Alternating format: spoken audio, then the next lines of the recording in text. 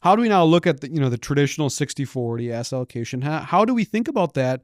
Let's just say 10 to 20 years from retirement, or even a little bit longer. Is there a different allocation mix to really take into account inflation and the concerns of inflation kind of creeping up again? How do we allocate now? Yeah, no, it's a good question. 60/40, 70/30, 80/20. These have been the rules of the guidelines, the tablet from Moses that came down. We've talked about those forever.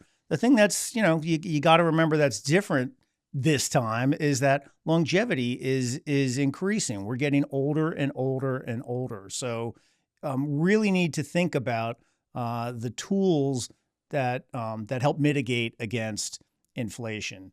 And some of these things, and I don't necessarily buy the 60/40 because that's what I was told to do. I think it just depends on the individual, the longevity and the risk tolerance that they have. Sure, you want to scale down the risk as you get closer to retirement because you can't afford the big drop necessarily if you get that.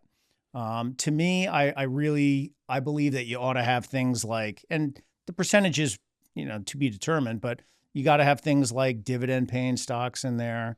You have to have things like some hard assets, whether or not it's gold. You got to have some real estate, whether or not you own REITs or you own a house. That either way counts. For the folks that are even closer to retirement that worry about inflation, tips, the treasury protected securities. Sure.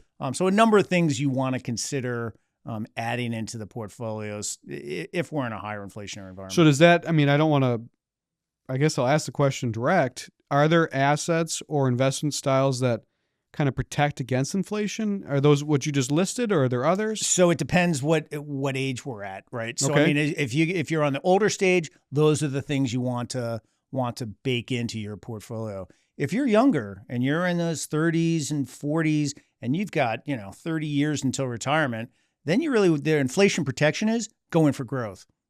Okay. Just trying to beat inflation. You're just trying to beat inflation, or maybe even dramatically beat inflation to grow the portfolio to the time when you need to get when you're getting closer to retirement. So it depends what segment you're in.